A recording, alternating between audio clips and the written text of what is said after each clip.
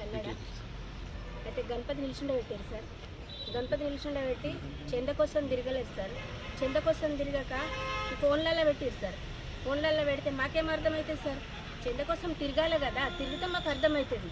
అర్థం కాక మేము సైలెన్స్ ఉన్నాం. ఫోన్లలో ఏమని పెట్టారట సార్, కొబ్బరికాయ కొడితేనే 1116 పెట్టాలి, అట్లాంటి రావాలని చెప్పారు సార్.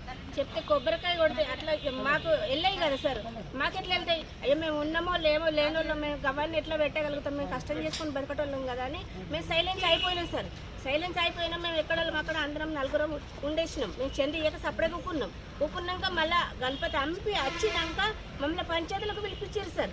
పంచాయతీ పెట్టి పంచాయతీ పిలిపిస్తే మేము పంచాయతీలకు పోయినాం సార్. ఏం విషయమో మరి, ఏం విషయం అని మేము పోయినాం. పోయేసరికి మీదే విషయం అని మమ్మల్ని పిలిచిర్రు.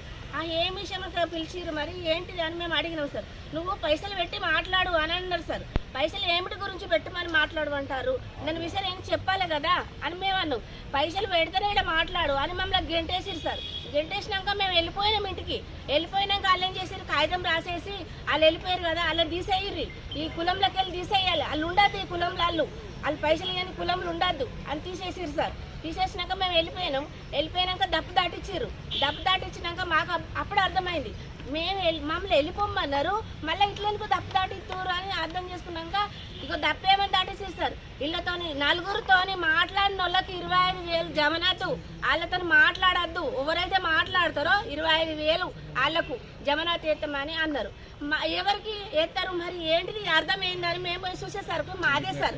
మేము ఆడికి పోయేసరికి అందరు తలుపులు వేసుకుంటారు, మనలో చూసి ముఖం సాట్ వేసుకుంటారు. సాట్ వేసుకునేసరికి ఎందుకు ఇట్లా అవుతుందని మేము ఏమని అడగం సార్ అని సైలెన్స్ ఉన్నాం. మళ్ళీ ఉల్టా వాళ్ళు ఏం చేసారు సార్, మళ్ళీ వాళ్ళే మమ్మల్ని కొట్టొచ్చారు నలుగురు అని నా కొడుకు మీద కేసు పెట్టారు సార్. కేసు పెట్టినాక నిన్న మేము వచ్చినాం సార్. నలుగురికి సార్, 4 కుటుంబాలకు సార్, 4 కుటుంబాలకు చేసారు సార్. మమ్మల్ని 4 కుటుంబాలను తీసేసారు సార్. మాకు న్యాయం చేస్తారా అన్యాయం చేస్తారా ఇక మీరే సార్. అయితే గణపతి నిమజ్జనం అప్పుడు గ్రూప్లో డిస్కషన్ జరిగింది సార్. కొంతమంది వల్గర్గా మాట్లాడారు. దానికి ఇది ఏంటని మేము అడిగినందుకు అందరూ ఒకటై మమ్మల్ని కుల బహిష్కరణ చేసారు.